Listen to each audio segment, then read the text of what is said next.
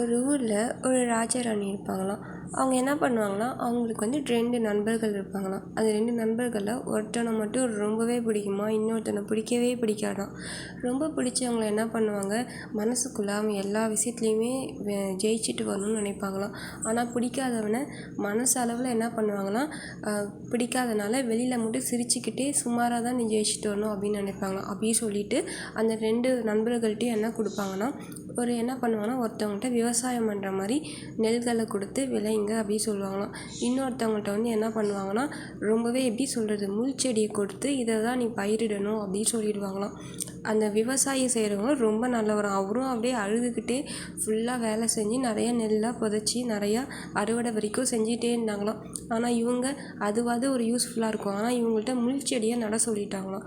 ஃபுல்லாக முள் செடியை நட்டுக்கிட்டே இருப்பாங்களாம். நட்டுட்டு இருக்கும் போதெல்லாம் அவருக்கு அழுகழுகையாக வருமா. அவங்களுக்காவது பரவாயில்ல, ஒரு நெல்லாவது வரும். ஆனால் நம்மக்கிட்ட என்ன ஆகும், வெறும் முள்ளை மட்டும் தான் புதைச்சி வைக்கிறோம், என்னவா வரும் அப்படின்னு சொல்லி அழுதுகிட்டே கண்ணீர் சிந்தியே பண்ணிட்டு இருந்தாராம். அப்புறமா ரொம்ப நாள் ஆச்சு, எதுவுமே விளைச்சல் வரும்ல. அப்போ இவங்க மூட்டை மூட்டையாக அடுக்கி தன்னோட பேரை சிறப்பாக காமிச்சாங்களாம். முள் செடியை அப்படியே கையில் அப்படியே பட்டு ரத்தத்தோட காமிப்பாங்க.